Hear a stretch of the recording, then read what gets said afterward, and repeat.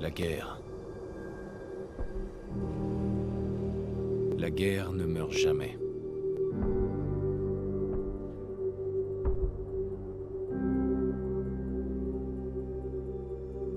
En 1945, mon arrière-arrière-grand-père qui servait dans l'armée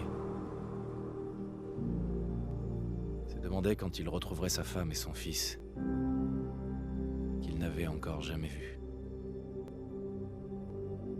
Son souhait a été exaucé lorsque les Américains ont mis fin à la Seconde Guerre mondiale en lâchant des bombes atomiques sur Hiroshima et Nagasaki. Le monde croyait courir à sa perte, mais en réalité, un miracle s'est produit. Nous avons commencé à utiliser l'énergie atomique à des fins différentes, comme source d'énergie presque illimitée.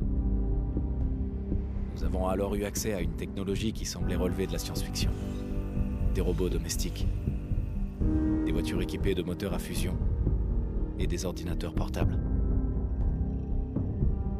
Mais au XXIe siècle, le rêve américain s'est dissipé. Toutes ces années de consommation de masse avaient entraîné une pénurie généralisée de matières premières. Le monde entier tombait en ruine.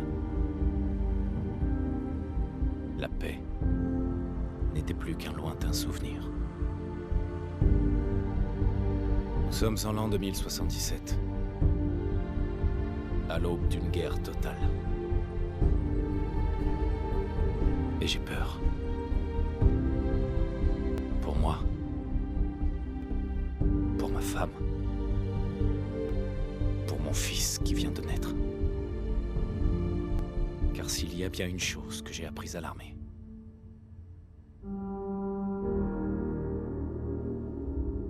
c'est que la guerre